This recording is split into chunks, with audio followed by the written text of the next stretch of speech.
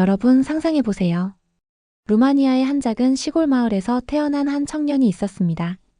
가족들은 매일같이 넌 그냥 공무원이나 해라라고 말했고, 친구들은 괜히 설치지 말고 현실을 받아들여라며 냉소적으로 바라봤죠. 그 청년의 유일한 위안은 낡은 중고 컴퓨터 한 대였습니다. 밤마다 가족들이 모두 잠든 후 조용히 켜서 혼자 프로그래밍을 배웠어요. 인터넷도 제대로 안 되는 환경에서 책 한 권으로 말이죠. 이런 걸로 뭐가 돼? 너 같은 애가 뭘 할 수 있겠어? 주변의 모든 사람들이 그렇게 말했습니다. 심지어 가장 친했던 친구는 나중에 그의 소중한 작품을 훔쳐가기까지 했죠. 하지만 그 청년은 포기하지 않았습니다. 그리고 우연히 발견한 한 장의 포스터가 그의 인생을 완전히 바꿔놓았어요. 한국 스타트업 인턴십 선발이라는 글귀가 적힌 그 포스터를 말이에요. 지금부터 들려드릴 이야기는 그 청년이 어떻게 절망의 늪에서 벗어나 한국에서 새로운 인생을 시작했는지, 그리고 마침내 두 나라를 잇는 글로벌 리더가 되었는지에 대한 실화입니다. 정말 영화보다 더 극적인 반전이 기다리고 있어요. 그 전에 잠깐만요. 1초면 누를 수 있는 좋아요와 구독 버튼 눌러주시면 영상 제작에 큰 힘이 됩니다. 본 영상은 개인정보 보호를 위해 스토리를 재구성한 이야기입니다. 그럼 이제 시작하겠습니다. 저는 루마니아의 한 작은 산업도시에서 태어났습니다. 부쿠레슈티에서 멀리 떨어진 곳이었죠. 그곳은 과거 공장들이 많았지만 제가 자랄 때는 이미 쇠락한 지역이 되어버렸어요. 아버지는 늘 같은 말을 반복하셨습니다. 알렉스야, 너는 그냥 공무원이나 해라. 그게 가장 안전한 길이다. 매일 듣는 소리였죠. 어머니도 마찬가지였어요. 우리 집안에 특별한 사람은 없어. 평범하게 살면 돼. 친구들도 비슷했습니다. 학교를 졸업하면 군대 가고 돌아와서 공장에 취직하거나 결혼하는 게 당연한 수순이었어요. 가끔 제가 컴퓨터에 관심이 있다고 하면 그런 걸로 뭐가 돼? 하며 비웃었죠. 하지만 저는 달랐습니다. 중학교 때 우연히 중고 컴퓨터 한 대를 구했어요. 오래된 기계였지만 제게는 보물 같았죠. 밤늦게 가족들이 모두 잠든 후 조용히 켜서 프로그래밍을 배웠어요. 인터넷도 제대로 안 되는 환경에서 책 한 권으로 시작했습니다. 처음에는 간단한 계산기 프로그램을 만들어 봤죠. 작동하는 걸 보고 정말 신기했어요. 내가 이걸 만들었구나. 하지만 주변 사람들은 달랐습니다. 삼촌이 집에 오실 때마다 괜히 설치지 말고 공무원 시험 준비나 해야 하며 핀잔을 주셨어요. 친구들은 제가 컴퓨터 앞에 앉아 있으면 또 그 쓸데없는 짓 하냐? 하며 놀렸죠. 그래도 저는 포기하지 않았습니다. 고등학교 3학년이 되어서는 제법 복잡한 앱도 만들 수 있게 되었어요. 간단한 가계부 관리 프로그램이었는데 직접 만든 걸 보니 뿌듯했죠. 어느 날 그 프로그램을 온라인에 올려봤습니다. 별 기대는 안 했어요. 그런데 며칠 후 댓글이 달리기 시작했어요.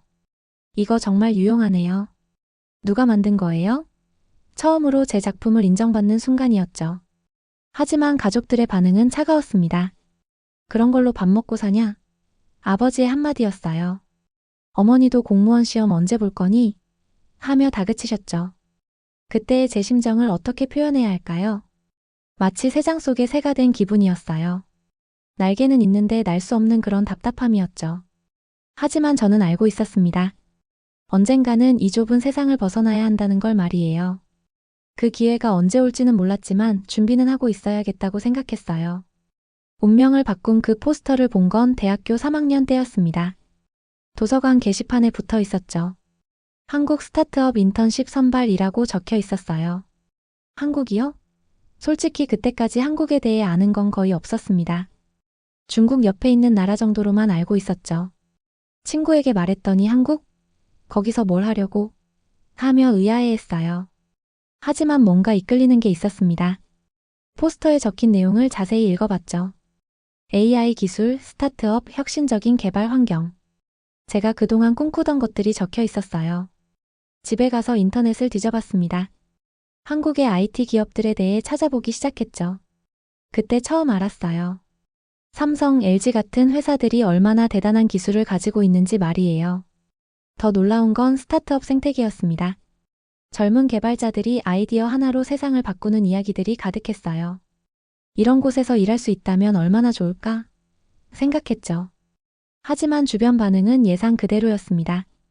아버지께 말씀드렸더니 또 그런 허황한 생각하냐? 하며 화를 내셨어요. 친구들은 더 직설적이었죠. 넌 무조건 망해서 돌아올 거야. 그래도 저는 마음을 정했습니다. 이 기회를 놓치면 평생 후회할 것 같았어요. 가족들에게는 비밀로 하고 지원서를 준비하기 시작했죠. 영어 자기소개서를 쓰는 것부터가 도전이었습니다. 영어 실력이 그리 좋지 않았거든요. 사전을 옆에 두고 하나하나 찾아가며 썼어요. 포트폴리오도 정리했죠. 그동안 만든 프로그램들을 하나하나 설명했습니다. 밤늦게까지 작업하느라 눈이 빨갛게 충혈되곤 했어요. 어머니가 요즘 왜 이렇게 늦게 자니? 물어보시면 그냥 과제 때문이에요 하며 넘어갔죠. 드디어 지원서를 제출했습니다. 마우스 클릭 하나로 제 인생이 바뀔 수도 있다는 생각에 가슴이 뛰었어요. 그 후 며칠은 정말 초조했죠.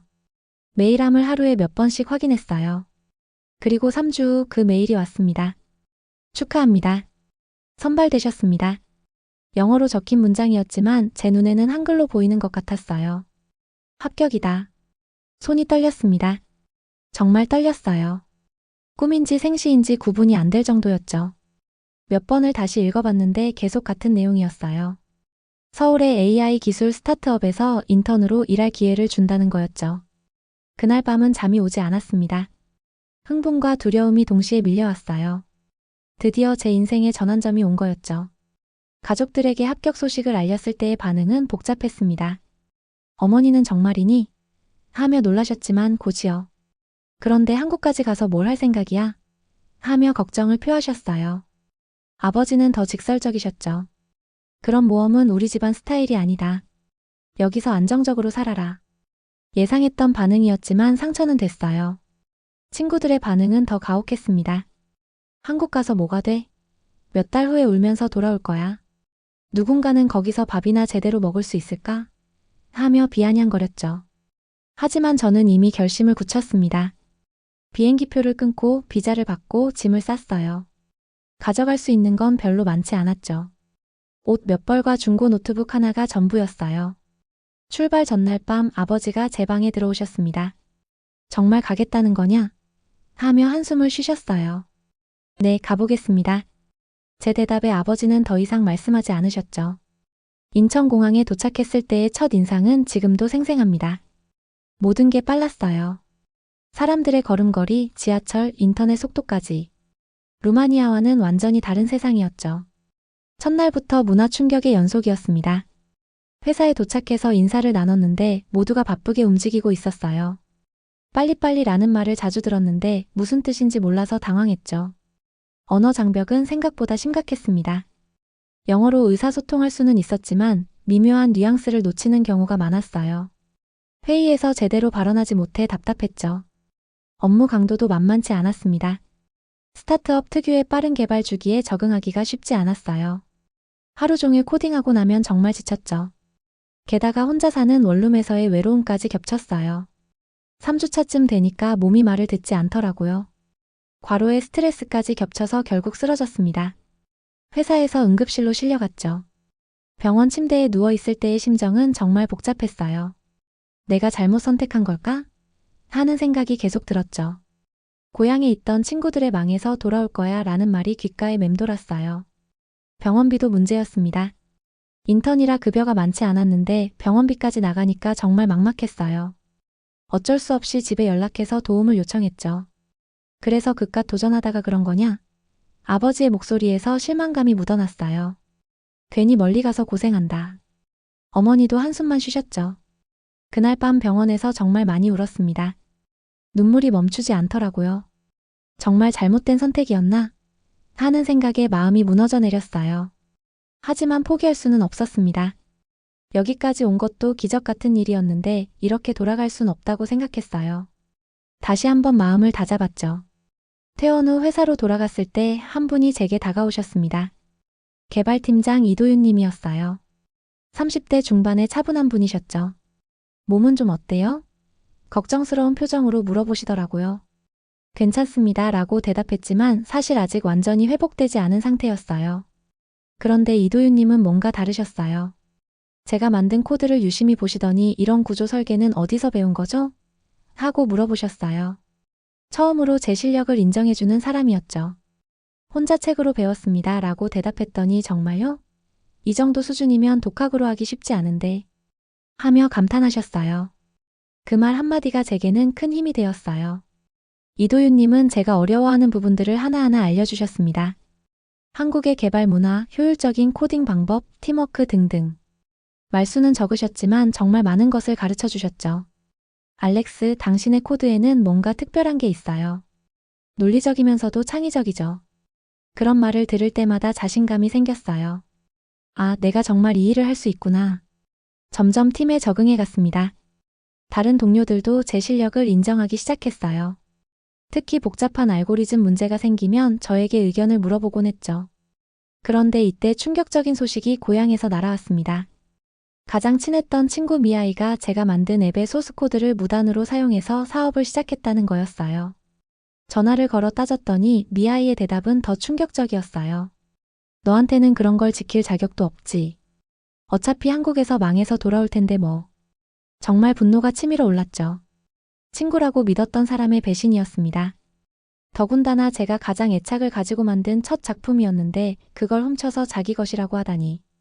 그날 밤도 잠을 이루지 못했어요. 이런 식으로 당하고만 있을 건가? 생각했지만 멀리 떨어진 곳에서 할 수 있는 일은 별로 없었어요. 법적으로 대응하기에는 비용도 많이 들고 복잡했죠. 하지만 이 일이 오히려 저에게는 동기부여가 되었습니다.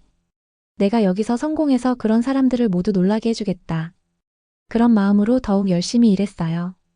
이도윤님께도 이 이야기를 했더니 그런 일은 개발자라면 누구나 겪을 수 있어요. 중요한 건 그 다음에 어떻게 하느냐죠 라며 위로해 주셨어요. 그때부터 저는 더욱 집중했습니다. 밤늦게까지 새로운 알고리즘을 연구하고 더 나은 코드를 작성하기 위해 노력했어요. 언젠가는 제 진짜 실력을 보여주겠다는 마음이었죠.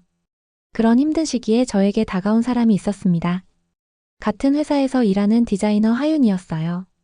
제 또래의 밝은 성격을 가진 분이었죠. 어느 날 점심시간에 혼자 밥을 먹고 있는데 하윤이 다가왔어요. 혼자 드세요? 같이 먹어도 될까요? 자연스럽게 말을 걸어주더라고요.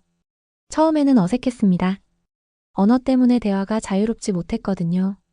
그런데 하윤은 참을성 있게 제 서툰 한국말을 들어주었어요. 가끔 영어로 설명해 주기도 했고요. 한국 생활이 어때요? 하윤의 질문에 어렵지만 재미있어요 라고 대답했죠.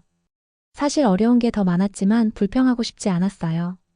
하윤은 자신의 이야기도 들려주었습니다. 부모님이 안정적인 직장을 원했는데 디자이너라는 불안정한 직업을 선택해서 갈등이 있었다고 하더라고요. 알렉스와 비슷한 상황이네요 라며 웃었어요. 점심을 함께 먹는 게 일상이 되었습니다. 하윤은 한국 문화에 대해서도 많이 알려주었어요. 왜 사람들이 빨리빨리 하는지, 야근 문화는 어떤 건지, 회식은 왜 하는지 등등. 한국어 배우는 거 도와드릴까요? 하윤의 제안에 고마웠어요. 퇴근 후에 카페에서 한국어 공부를 시작했죠. 하윤은 정말 좋은 선생님이었어요. 서로의 고민도 나누게 되었습니다. 저는 고향에서의 배신감과 외로움을, 하윤은 직업에 대한 가족의 압박과 미래에 대한 불안을 털어놓았어요. 가끔 힘들 때가 있죠. 하지만 서로 의지할 사람이 있으니까 견딜 수 있는 것 같아요. 하윤의 말에 깊이 공감했어요. 정말 그랬거든요. 함께 있으면 마음이 편안해졌습니다. 말이 통하지 않을 때도 있었지만 서로를 이해하려고 노력하는 게 느껴졌어요. 외로웠던 한국 생활에 따뜻함이 생겼죠. 주말에는 함께 서울 곳곳을 구경하기도 했어요. 하윤이 좋은 장소들을 소개해 주었죠. 한강공원에서 치킨을 먹으며 이야기하던 그 시간들이 정말 소중했어요. 어느 날 하윤이 물어봤어요. 알렉스는 한국에 계속 있을 생각이에요? 잘 모르겠어요. 아직은 배우는 게 더 많아서요 라고 대답했죠. 사실 마음 한편으로는 이미 결정하고 있었는지도 모르겠어요. 이곳에서 이 사람들과 함께 무언가를 이루고 싶다는 생각이 점점 커지고 있었거든요. 하윤과의 만남은 제 한국 생활의 터닝 포인트였습니다. 단순히 일하러 온 외국인이 아니라 진짜 이곳에서 살아가고 있다는 느낌을 받기 시작했어요. 회사에서 큰 프로젝트가 시작되었습니다. AI 기반의 데이터 분석 플랫폼을 개발하는 거였어요. 이도윤 님이 저를 핵심 개발자로 지명해 주셨죠. 이 프로젝트의 알고리즘 부분은 알렉스가 맡아보세요. 당신의 독특한 접근 방식이 필요해요. 정말 큰 기회였어요. 책임감도 느껴졌고요. 하지만 쉽지 않았습니다. 기존의 딥러닝 모델로는 해결하기 어려운 복잡한 문제였거든요. 며칠 밤을 새우며 고민했는데도 답이 나오지 않았어요. 그때 문득 고향에서 혼자 코딩하던 시절이 떠올랐습니다. 자원이 부족한 환경에서 효율적인 방법을 찾아야 했던 그때 말이에요. 그 경험이 힌트가 되었죠. 기존의 복잡한 알고리즘 대신 단순하지만 효과적인 방법을 생각해냈습니다. 데이터를 여러 층으로 나누어 처리하는 새로운 구조였어요. 밤새워 코드를 작성했습니다. 손가락이 아플 정도로 타이핑했죠. 그리고 드디어 첫 번째 테스트를 돌렸어요. 결과를 보는 순간 깜짝 놀랐습니다. 기존 방법보다 30% 빠르면서도 정확도는 더 높았어요. 이게 정말 될까? 믿기지 않아서 몇 번을 다시 확인했죠. 하지만 결과는 같았어요. 이도윤님께 보고했을 때의 반응이 지금도 생생합니다. 정말 놀라운데요. 이 아이디어는 어떻게 생각해낸 거죠? 흥미로워 하시더라고요. 전체 팀 미팅에서 제 알고리즘을 발표했습니다. 처음에는 떨렸지만 결과를 보여주니까 모두가 감탄했어요. 이런 접근 방식은 생각해 본 적이 없는데 누군가 말했죠. CEO도 관심을 보였습니다. 이 기술로 투자 유치가 가능할 것 같은데요? 정말 놀라운 반응이었어요. 제가 만든 게 회사의 미래를 좌우할 수도 있다는 거였죠. 드디어 투자사들 앞에서 발표하는 날이 왔습니다. 대형 컨퍼런스룸에 정장 입은 사람들이 가득했어요. 정말 떨렸죠. 하지만 제 기술에 대한 확신은 있었어요. 이 알고리즘의 핵심은 효율성입니다. 적은 자원으로 최대의 효과를 내는 것이죠. 제 설명을 들은 투자자들의 눈빛이 달라지는 걸 느꼈어요. 질문도 쏟아졌습니다. 상용화 가능성은 어떻습니까? 경쟁 기술과 비교해서 어떤 장점이 있나요? 하나하나 성실하게 답변했죠. 결과는 대성공이었습니다. 여러 투자사에서 투자 의향을 밝혔고 결국 50억 원이라는 큰 투자를 받게 되었어요. 제가 만든 알고리즘이 핵심 기술로 인정받은 거였죠. 그날 밤 하윤과 함께 축하했습니다. 정말 대단해요. 알렉스가 이런 일을 해낼 줄 알았어요. 하윤의 말에 가슴이 뭉클했어요. 누군가 저를 이렇게 믿어준다는 게 고마웠죠. 투자 유치 성공 이후로 회사 분위기가 완전히 바뀌었습니다. 직원들도 늘어났고 사무실도 더 큰 곳으로 이사했어요. 그리고 저도 정식 직원으로 계약을 맺게 되었죠. 더 놀라운 소식이 기다리고 있었습니다. 한국 정부에서 주최하는 기술 혁신 행사에 초청받은 거예요. 외국인 개발자로서는 이례적인 일이라고 했어요. K-테크가 세계를 이끈다라는 주제의 행사였습니다. 대통령도 참석하는 큰 행사라고 하더라고요. 정말 믿기지 않았어요. 루마니아 시골에서 온 제가 그런 자리에 서게 되다 제시도피 계속 편집 행사 준비를 하면서 정말 떨렸습니다. 발표 연습도 수없이 했어요. 하윤이 도와주었죠. 자신감 있게 하세요. 알렉스의 이야기니까요. 격려해 주었어요. 행사 당일 거대한 컨벤션 센터에 도착했습니다. 정말 큰 규모였어요. 수많은 기자들과 관계자들이 있었죠. 저 같은 사람이 이런 곳에 와도 되나 싶었어요. 무대에 올라서서 마이크를 잡는 순간 고향에서의 기억들이 스쳐 지나갔습니다. 너는 그냥 공무원이나 해라던 아버지의 목소리, 괜히 설치지 말라던 삼촌의 핀잔. 그 모든 게 머릿속을 스쳐갔어요. 하지만 이제는 달랐습니다. 수백 명의 사람들 앞에서 당당히 서 있는 제 자신을 느꼈어요. 안녕하세요. 저는 루마니아에서 온 알렉스입니다. 목소리가 떨리지 않았어요. 제 이야기를 했습니다. 작은 시골 마을에서 중고 컴퓨터로 시작한 이야기, 한국에 와서 겪은 어려움들, 그리고 지금까지의 성취들. 청중들이 집중해서 들어주는 게 느껴졌어요. 한국은 저에게 단순히 일자리를 준 게 아니었습니다. 꿈을 이룰 수 있는 토양을 제공해 주었어요. 그 말을 할 때 정말 진심이었죠. 한국이 아니었다면 지금의 제가 있을 수 없었을 거예요. 발표가 끝나자 박수가 쏟아졌습니다. 기립박수를 치는 사람들도 있었어요. 그 순간 정말 가슴이 벅찼습니다. 눈물이 날 뻔했죠. 행사 후에 여러 언론사에서 인터뷰 요청이 왔습니다. 신문, TV, 인터넷 매체까지. 루마니아 청년 한국에서 기술로 성공하다라는 제목의 기사들이 나왔어요. 그 기사들이 고향에도 전해졌습니다. 어머니가 전화하셨어요. 알렉스야, 네가 신문에 나왔다더구나. 이웃들이 모두 놀라고 있어. 목소리에서 자랑스러워 하시는 게 느껴졌죠. 더 놀라운 건 친구들의 반응이었어요. 그동안 저를 조롱하던 친구들이 하나둘씩 연락을 해왔어요. 형, 나도 한국 가면 안 될까? 어떻게 하면 그렇게 될 수 있어? 미아이도 연락했습니다. 제 코드를 훔쳤던 그 친구 말이에요. 알렉스, 미안해. 그때 내가 잘못했어. 하지만 이미 늦었죠. 신뢰는 한번 깨지면 회복하기 어려운 법이에요. 노력 없으면 의미 없어 라고 냉정히 대답했습니다. 한국에 와서 배운 게 있다면 진짜 성공은 쉽게 오지 않는다는 거였어요. 끊임없는 노력과 인내가 필요하죠. 회사에서도 제 위상이 완전히 달라졌습니다. 이제는 신입 개발자들의 멘토 역할도 맡게 되었어요. 알렉스처럼 되고 싶어요 라는 말을 들을 때마다 뿌듯했죠. 그런데 이때 가족으로부터 예상치 못한 전화가 왔습니다. 아버지께서 직접 전화하신 거였어요. 평소와 다른 조심스러운 목소리였죠. 알렉스야. 아버지의 목소리가 떨리고 있었어요. 내가 너를 많이 오해했구나. 미안하다. 정말 놀랐습니다. 아버지가 사과하시는 건 처음이었거든요. 루마니아 방송에서 내 이야기를 봤다. 정말 자랑스럽더구나. 아버지의 말씀에 가슴이 뭉클했어요.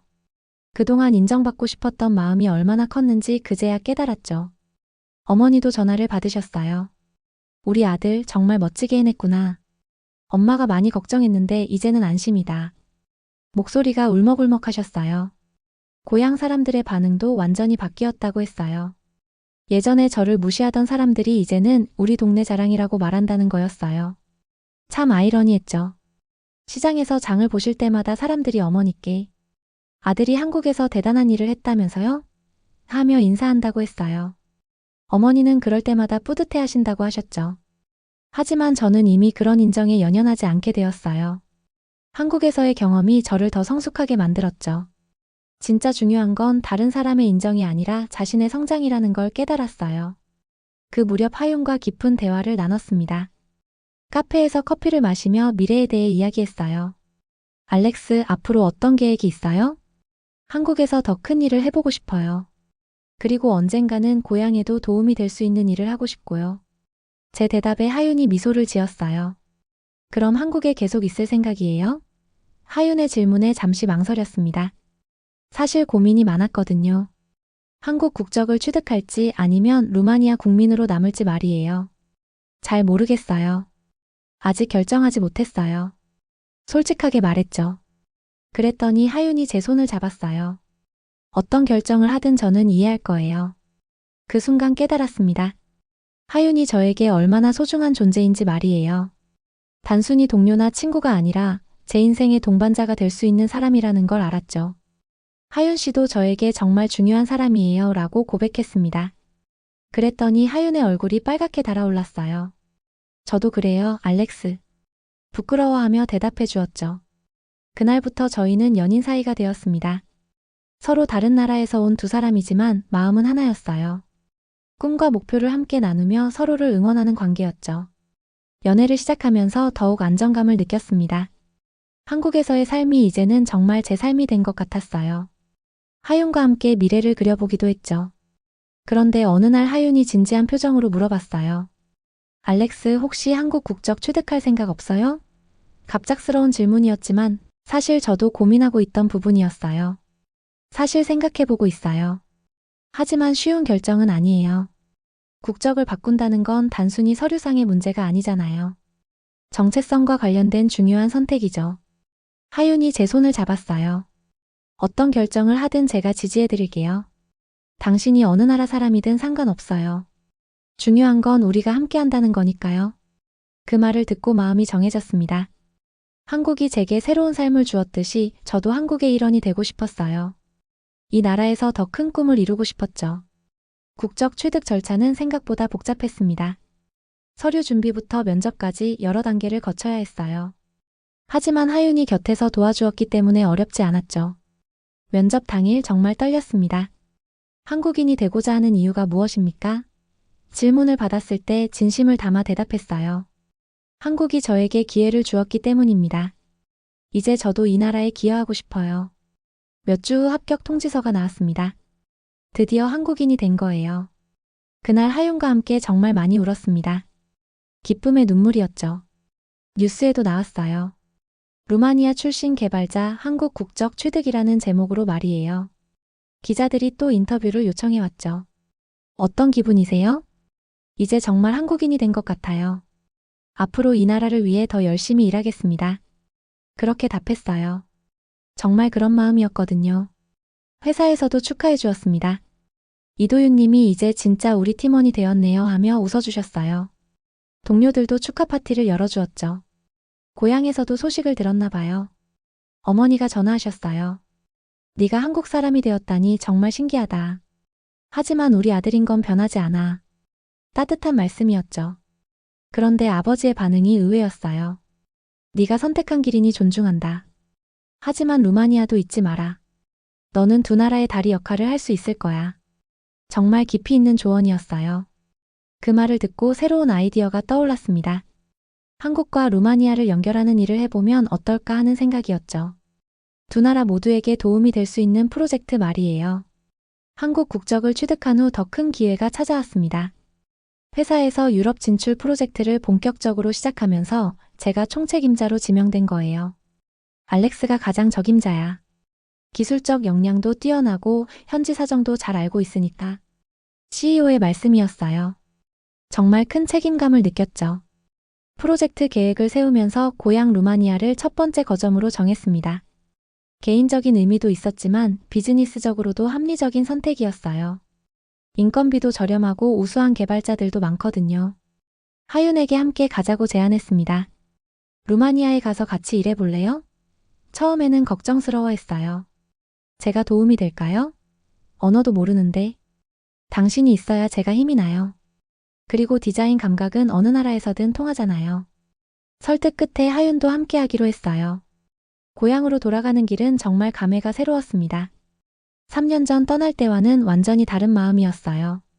그때는 도망치듯 떠났지만 이번에는 당당하게 돌아가는 거였죠. 공항에서 가족들이 마중 나왔어요. 아버지, 어머니, 그리고 친척들까지.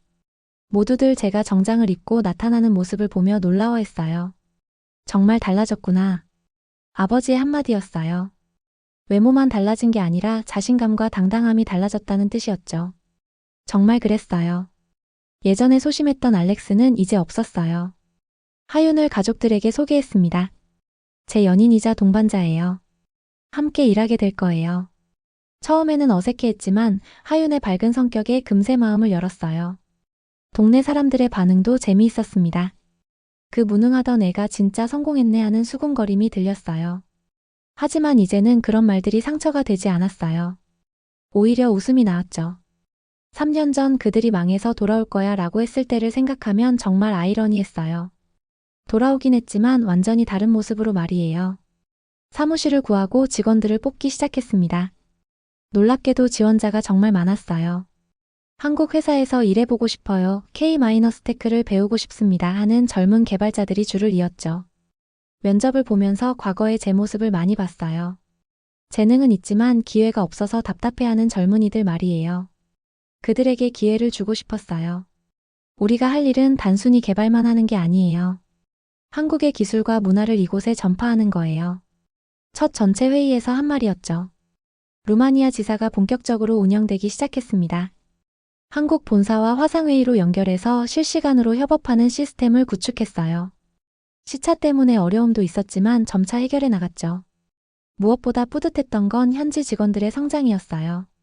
처음에는 한국식 개발 문화에 적응하기 어려워했지만 시간이 지나면서 정말 빠르게 배워갔어요. 알렉스 정말 감사합니다. 이런 기회를 얻을 줄 몰랐어요. 신입 개발자 중 한 명이 말했어요. 그 순간 제가 이도윤님께 느꼈던 고마움이 떠올랐죠. 하윤도 잘 적응했습니다. 루마니아어는 아직 서툴렀지만 디자인은 언어가 필요 없으니까요. 현지 직원들과 손짓 발짓으로 소통하면서도 멋진 작품들을 만들어냈어요. 몇 개월 후 첫 번째 프로젝트를 완성했습니다.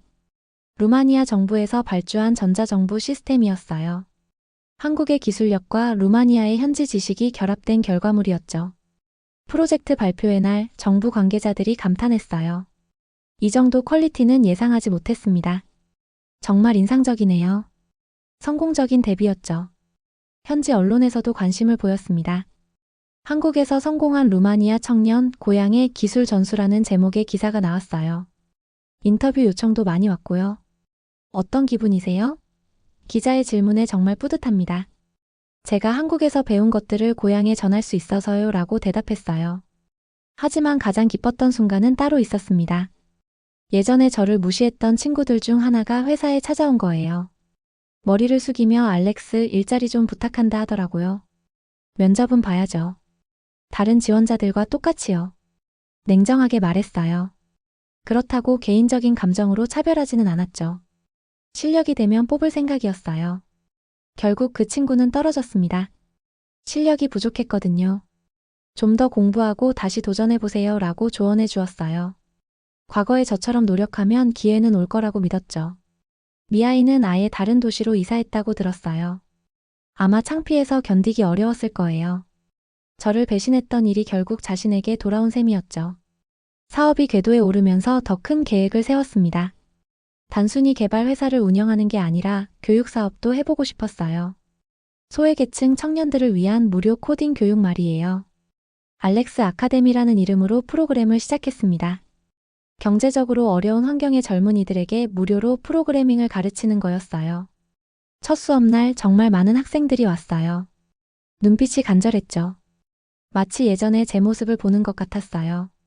기회는 누구에게나 있어야 합니다 라고 인사말을 했어요. 6개월 과정으로 진행했는데 학생들의 성장 속도가 정말 놀라웠어요. 배고픈 사람이 밥을 먹는 것처럼 열심히 배웠죠. 그 열정이 저에게도 큰 자극이 되었어요. 과정을 마친 학생들 중 몇 명은 저희 회사에 취직하기도 했고 다른 IT 회사에 들어간 학생들도 있었어요.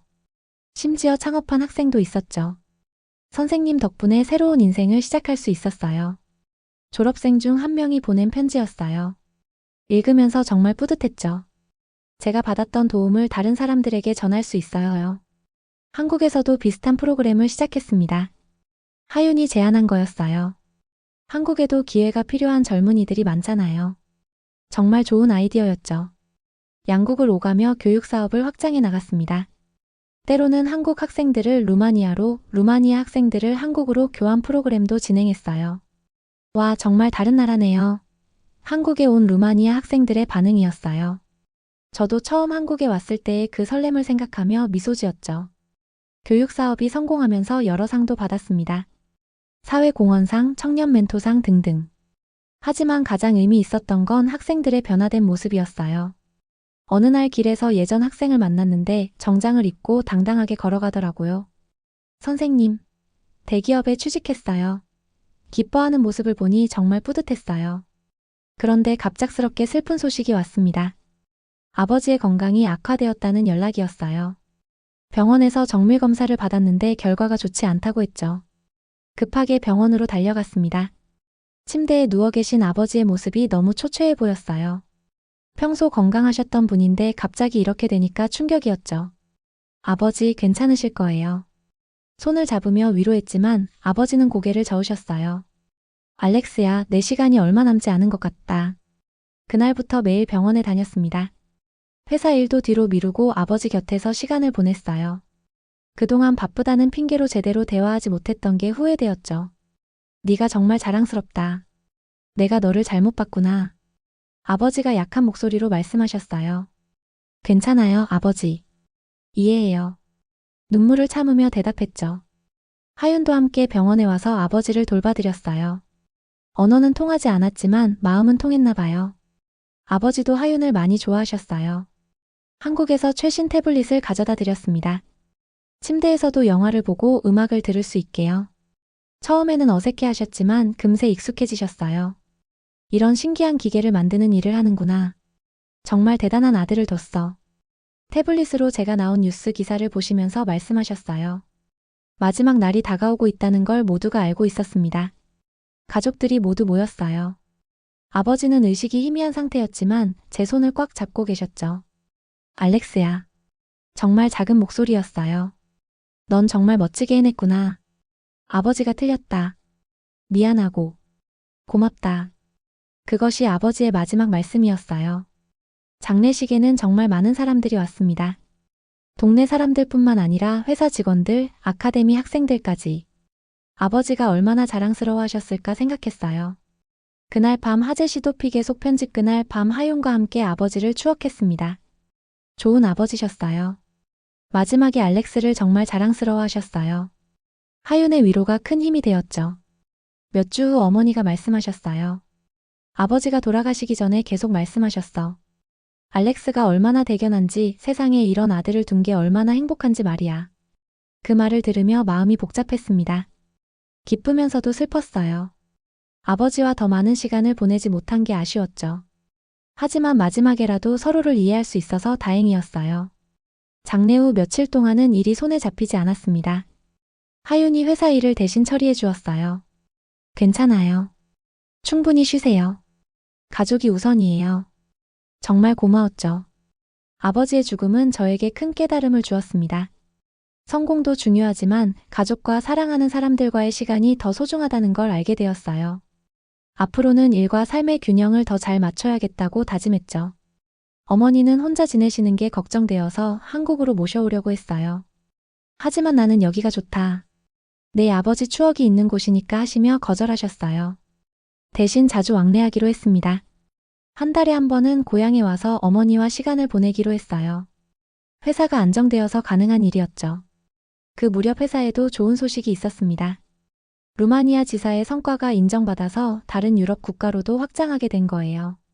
폴란드, 체코, 헝가리까지 진출 계획이 세워졌죠. 알렉스 정말 대단해요. 이제 진짜 글로벌 기업이 되는 거네요. 이도윤 님이 화상회의를 통해 축하해 주셨어요. 한국 본사에서도 제 성과를 높이 평가해 주었죠. 하지만 더 기뻤던 건 따로 있었습니다. 아카데미 1기 졸업생 중 한 명이 자신만의 스타트업을 성공시킨 거예요. 모바일 게임 개발 회사였는데 벌써 투자까지 받았다고 했어요. 선생님이 가르쳐 주신 것처럼 포기하지 않고 계속 도전했어요. 그 학생의 말을 들으며 정말 뿌듯했어요. 제가 심은 씨앗이 꽃을 피운 거였죠. 그로부터 1년 후 저에게 또 다른 전환점이 찾아왔습니다. 하윤과의 결혼을 결심한 거예요. 서로 사랑하고 같은 꿈을 향해 함께 걸어갈 동반자라는 확신이 들었죠. 프러포즈는 한강공원에서 했습니다. 처음 만났던 그 카페 근처였어요. 하윤 씨, 저와 평생 함께 해주시겠어요? 떨리는 마음으로 반지를 내밀었죠. 하윤이 눈물을 흘리며 네라고 대답했을 때의 기쁨은 지금도 잊을 수 없어요. 서로 다른 나라에서 태어났지만 한국에서 만나 사랑하게 된 우리 둘이었죠. 결혼식은 한국과 루마니아 양쪽에서 했습니다. 한국에서는 회사 동료들과 친구들이, 루마니아에서는 가족들과 고향 사람들이 축하해 주었어요. 어머니가 정말 기뻐하셨어요. 좋은 며느리를 얻었구나. 아버지도 하늘에서 기뻐하실 거야. 하윤을 따뜻하게 맞아주시는 모습에 감동했죠. 신혼여행은 유럽 여행으로 갔습니다. 파리, 로마, 바르셀로나를 돌아다니며 꿈같은 시간을 보냈어요. 이런 날이 올 줄 누가 알았겠어요? 하윤이 웃으며 말했어요. 결혼 후에도 함께 일했습니다. 하윤은 회사의 디자인 총책임자가 되었고 저는 CTO로서 기술을 이끌었어요. 최고의 비즈니스 파트너이자 인생 파트너였죠. 아이도 생겼습니다. 딸이었어요. 이름은 소피아로 지었죠. 루마니아와 한국 모두에서 사용할 수 있는 이름이었어요. 작고 예쁜 딸을 보며 행복감이 충만했어요. 우리 딸은 어떤 언어를 먼저 배울까? 하윤이 궁금해했어요. 한국어, 루마니아어, 영어 모두 배우겠죠. 진짜 글로벌 키드가 될 거예요. 웃으며 대답했어요. 소피아가 태어난 후 인생의 우선순위가 바뀌었습니다. 일도 중요했지만 가족과 함께하는 시간이 더 소중해졌어요. 아버지의 마지막 말씀이 더욱 와닿았죠. 그로부터 몇 년이 흘렀습니다. 회사는 동유럽 전체로 확장되었고 아카데미도 여러 나라에서 운영되고 있었어요. 정말 꿈에도 생각하지 못했던 성공이었죠. 어느 날 한국 정부에서 연락이 왔습니다. 국가 발전에 기여한 외국인에게 주는 훈장을 수여한다는 거였어요. 정말 영광스러운 일이었죠. 수상식에서 많은 분들이 축하해 주셨습니다. 루마니아에서 온 평범한 청년이 이렇게 큰 성취를 이루다니 정말 대한민국의 자랑입니다. 장관님의 말씀이었어요. 그 자리에서 소감을 말할 기회가 있었어요. 한국은 제게 단순히 일자리를 준 게 아니라 꿈을 실현할 수 있는 무대를 제공해 주었습니다. 이제 저도 더 많은 젊은이들에게 기회를 주고 싶습니다. 수상식 후 고향으로 돌아가서 어머니께 훈장을 보여드렸어요. 우리 아들 정말 대단한 사람이 되었구나. 어머니의 자랑스러운 표정을 보며 가슴이 뭉클했죠. 이제는 고향 사람들의 시선도 완전히 바뀌었어요. 우리 동네 영웅이라고 부르며 존경의 눈빛으로 봐주었죠. 하지만 저는 여전히 그때의 그 평범한 청년이라고 생각했어요. 소피아가 3살이 되면서 말을 하기 시작했는데 정말 신기하게도 3개 언어를 섞어서 사용하더라고요. 아빠 데디 어디? 이런 식으로 말이에요. 정말 글로벌 키드였죠. 소피아는 정말 특별한 아이가 될 것 같아요. 하윤이 말했어요. 우리가 경험한 모든 것을 물려받을 테니까요. 맞는 말이었어요. 소피아는 우리보다 훨씬 더 큰 꿈을 꿀 수 있을 거예요. 회사 10주년 기념식을 할 때 정말 많은 분들이 축하해 주셨어요. 한국 본사 직원들, 유럽 각국의 직원들, 아카데미 졸업생들까지 하나의 큰 가족이 된 것 같았어요. 10년 전 혼자 한국에 왔던 그 청년이 이런 큰 조직을 만들 줄 누가 알았겠어요? 이도윤 님이 축사에서 말씀하셨어요. 저도 믿기지 않았죠. 최근에는 새로운 프로젝트를 시작했습니다. 인공지능을 이용한 교육 플랫폼이에요. 전 세계 어디서든 질 높은 프로그래밍 교육을 받을 수 있도록 하는 게 목표였죠. 기회는 지역에 상관없이 모든 사람에게 주어져야 해요. 개발팀 회의에서 한 말이었어요. 제가 어려운 환경에서 자랐기 때문에 더욱 절실하게 느끼는 부분이었죠. 이 플랫폼을 통해 아프리카의 한 청년이 프로그래밍을 배워서 구글에 취직했다는 소식을 들었을 때 정말 기뻤어요. 바로 제가 꿈꿔왔던 일이 현실이 된 거였죠. 하윤도 육아와 일을 병행하며 정말 열심히 살고 있어요. 힘들지 않냐? 고 물어보면 당신과 함께니까 괜찮다며 웃어줘요. 정말 고마운 동반자예요. 소피아는 이제 4살이 되어 유치원에 다니고 있어요. 친구들에게 우리 아빠는 컴퓨터로 일해라고 자랑한다고 선생님이 말씀해 주셨어요. 귀여운 딸이에요. 가끔 소피아가 아빠, 나도 컴퓨터 할 거야 라고 말할 때가 있어요. 그럴 때마다 좋아, 하지만 네가 정말 좋아하는 일을 찾는 게 더 중요해 라고 말해줘요. 최근에는 자서전을 쓰기 시작했습니다. 제 이야기가 비슷한 상황의 젊은이들에게 희망이 될 수 있을 것 같아서요. 아직 절반 정도 썼는데 출간되면 수익금은 모두 장학재단에 기부할 예정이에요. 어머니는 이제 78세가 되셨지만 여전히 건강하세요. 한 달에 한 번씩 뵙는 게 저의 가장 큰 기쁨이에요. 네가 이렇게 잘 되어서 아버지도 하늘에서 기뻐하실 거야 라고 말씀하세요. 10년 전 그 작은 시골 마을에서 시작된 제 여정을 돌아보면 정말 감회가 새로워요. 그때의 그 절망적이던 순간들이 지금의 성공을 만든 발판이 되었다는 걸 깨달아요. 지금 이 순간에도 전 세계 어딘가에서 저와 같은 꿈을 가진 젊은이들이 있을 거예요. 가족과 주변의 반대에 부딪히고 경제적 어려움에 좌절하고 때로는 포기하고 싶어 할지도 모르죠. 그런 분들에게 말하고 싶어요. 포기하지 마세요. 저도 수없이 포기하고 싶었거든요. 병원에서 혼자 울던 그날 밤 친구의 배신을 알았을 때 모든 걸 내려놓고 고향으로 돌아가고 싶었어요. 하지만 그 모든 시련이 지금의 저를 만들었어요. 실패와 좌절이 없었다면 지금의 성공도 없었을 거예요. 어려움은 우리를 더 강하게 만들어주는 선물이라고 생각해요. 가장 중요한 건 자신을 믿는 거예요. 다른 사람이 안 된다고 해도, 무리다라고 해도 자신만은 자신을 믿어야 해요. 저도 그렇게 버텨왔거든요. 그리고 기회가 왔을 때 주저하지 마세요. 두려워도 준비가 부족해도 일단 도전해보세요. 완벽한 준비란 없어요. 도전하면서 배워가는 거죠. 무엇보다 혼자가 아니라는 걸 기억하세요. 저에게는 이도윤 님이 있었고 하윤이 있었어요. 여러분에게도 분명 도움을 줄 누군가가 있을 거예요. 그런 사람들에게 감사하며 살아가세요. 한국이라는 나라는 정말 특별한 곳이에요. 꿈이 있는 사람이라면 누구든 기회를 잡을 수 있는 곳이죠. 물론 쉽지는 않아요. 하지만 불가능하지도 않아요. 저는 앞으로도 더 많은 젊은이들에게 기회를 제공하고 싶어요. 제가 받은 도움을 다른 사람들에게 전달하는 게 제 사명이라고 생각해요. 그게 진정한 성공의 의미라고 믿어요. 최근에 진행하고 있는 글로벌 교육 플랫폼도 그런 목적에서 시작한 거예요. 인도, 베트남, 필리핀, 아프리카 등 전 세계 어디에 있든 양질의 교육을 받을 수 있도록 하는 것이죠. 작년에는 케냐의 한 청년이 저희 플랫폼으로 공부해서 실리콘밸리 회사에 취직했다는 소식을 들었어요. 정말 기뻤죠. 국경을 넘나드는 꿈의 실현이었으니까요. 하윤과 함께 새로운 프로젝트도 구상하고 있어요. 여성 개발자들을 위한 특별 프로그램이에요. 기술 분야에서 여성들이 더 활약할 수 있는 환경을 만들어 보자는 하윤의 아이디어였죠. 소피아를 보면서 더욱 확신이 들어요. 우리 딸이 자랄 세상은 지금보다 더 평등하고 더 많은 기회가 주어지는 세상이어야 한다고 생각해요. 그런 세상을 만드는데 기여하고 싶어요. 몇 년 전부터는 사회적 기업가로서의 역할도 확대하고 있습니다. 단순히 돈을 버는 것을 넘어서 사회에 긍정적인 변화를 만들어내는 일에 더 집중하고 있어요. 루마니아와 한국을 잇는 문화교류 프로그램도 운영하고 있어요. 매년 양국의 젊은이들이 서로의 나라를 경험할 수 있는 기회를 제공하죠. 제가 경험했던 그 설렘과 성장의 기회를 더 많은 사람들이 가질 수 있도록요. 문화와 기술의 만남이라는 테마로 진행하는 이 프로그램은 벌써 3년째 운영되고 있어요. 참가자들의 반응이 정말 뜨거워요. 인생이 바뀌었다는 후기를 받을 때마다 뿌듯해요. 올해는 특별히 의미 있는 일이 있었어요. 아카데미 1기 졸업생이던 안드레이가 자신의 회사를 성공시켜서 이번에는 후배들을 위한 장학금을 만들겠다고 나선 거예요. 선생님이 저에게 기회를 주셨듯이 이제 저도 다른 사람들에게 기회를 주고 싶어요. 안드레이의 말을 들으며 정말 감동받았어요. 선순환의 고리가 만들어지고 있는 거였죠.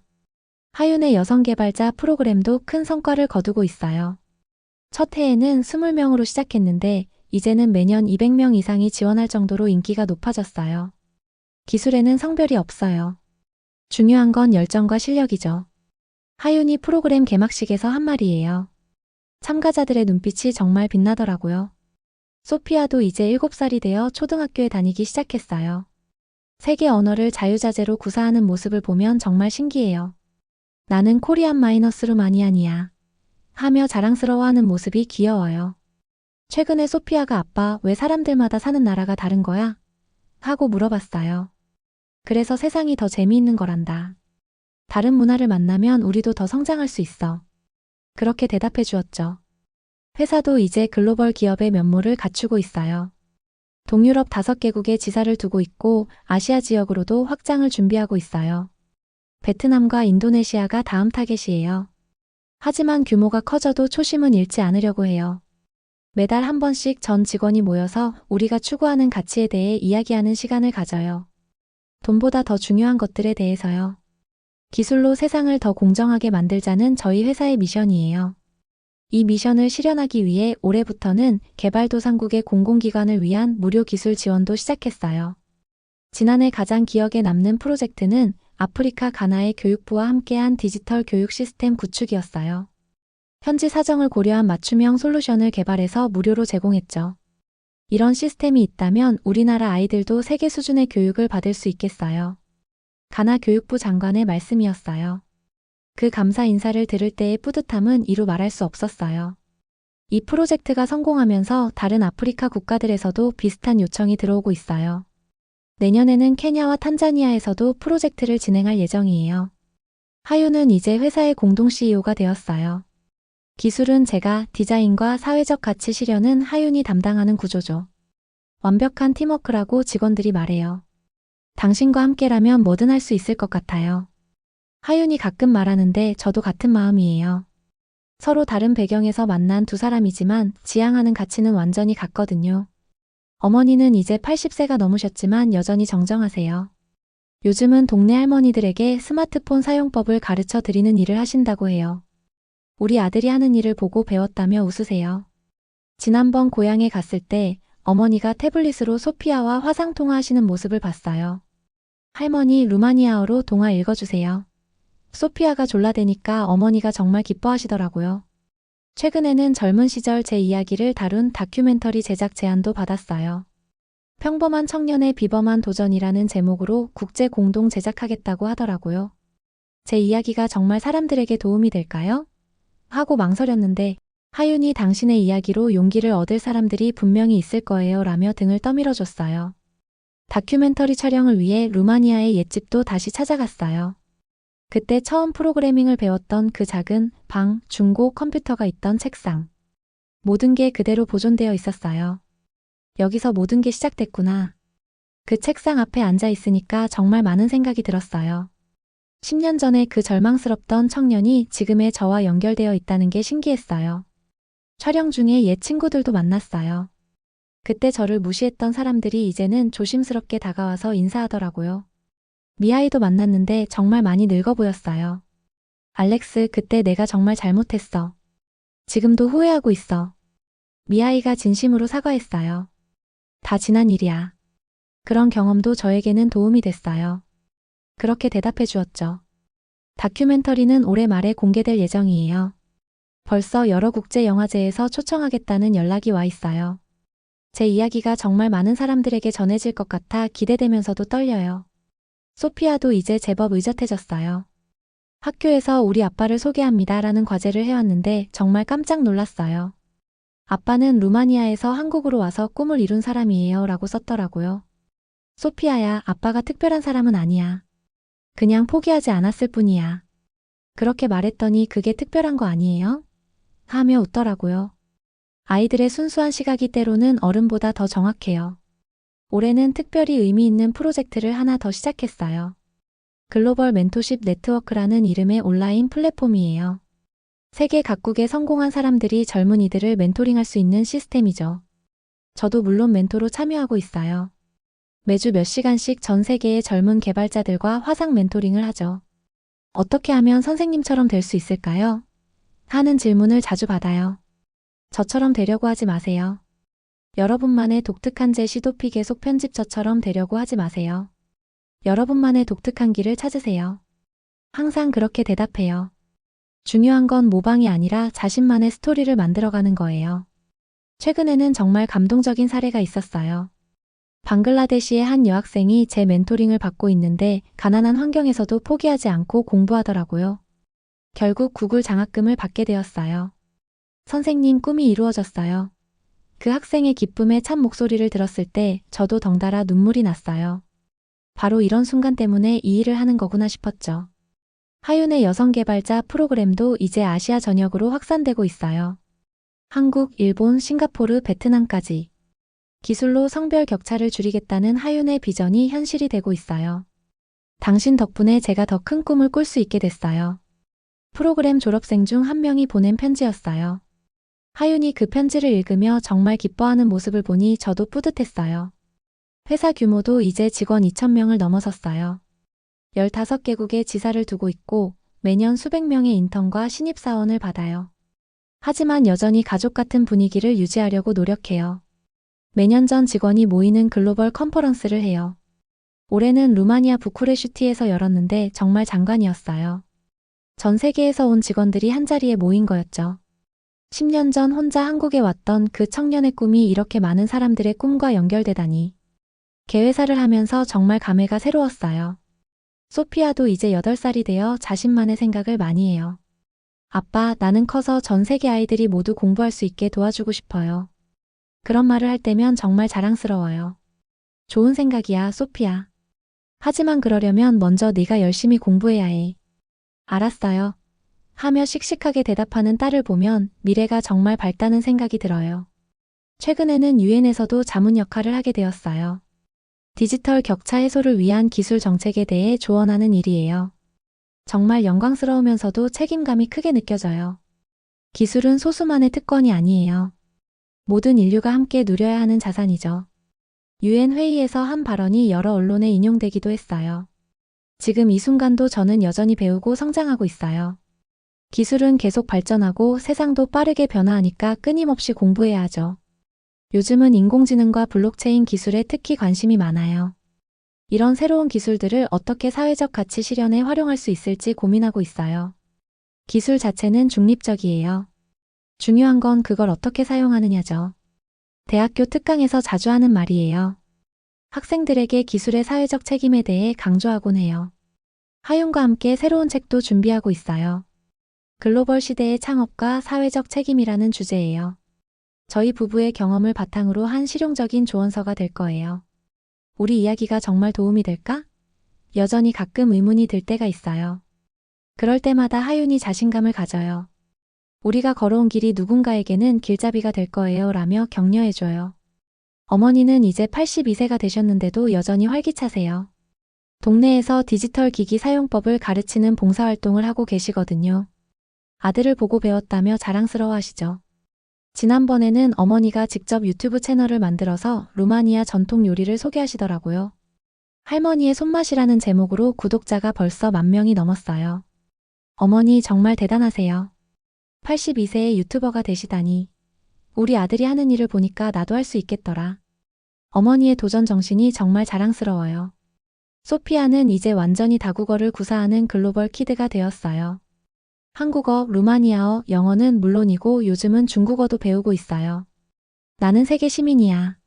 라고 당당히 말해요. 회사도 이제 새로운 단계로 접어들고 있어요. 단순히 기술 회사를 넘어서 사회적 임팩트 기업으로 전환하고 있거든요. 이익의 50%를 사회공헌에 사용하기로 결정했어요. 주주들이 반대하지 않을까요? 걱정하는 직원들도 있었는데 오히려 더 많은 투자자들이 관심을 보이고 있어요. 가치 중심 경영이 새로운 트렌드가 되고 있나 봐요.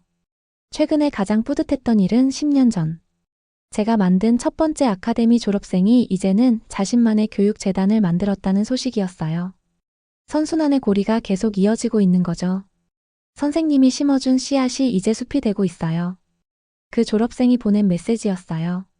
정말 가슴 벅찬 순간이었죠. 다큐멘터리도 여러 국제영화제에서 상을 받았어요. 특히 인권과 교육 부문에서 대상을 받았을 때는 정말 기뻤어요. 제 개인적인 성취라기보다는 이런 메시지가 세상에 전해진다는 게 의미 있었거든요.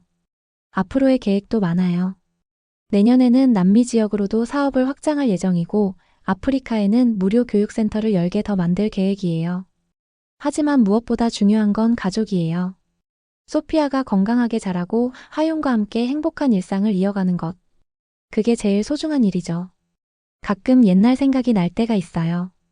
루마니아의 그 작은 방에서 낡은 컴퓨터로 처음 코딩을 배웠던 그때 말이에요. 그때의 그 절실함과 간절함이 지금의 저를 만들었다고 생각해요. 고향은 나를 가두려 했지만 한국은 나를 날게 해주었다. 그리고 이제 나는 다른 사람들이 날 수 있도록 도와주는 사람이 되어야 한다. 이것이 제가 지금까지 살아온 이야기이고 앞으로도 계속 써나갈 이야기입니다. 여러분도 포기하지 마세요. 어떤 어려움이 와도 자신을 믿고 끝까지 도전하세요. 여러분의 꿈은 반드시 이루어질 거예요. 저처럼 말이에요. 오늘의 사연은 여기까지입니다. 여러분의 생각을 댓글에 작성해주세요. 지금까지 저는 코리아 감동 채널의 지연이었고요. 구독과 좋아요는 영상 제작에 아주 큰 힘이 됩니다. 오늘도 행복한 하루 되세요. 감사합니다.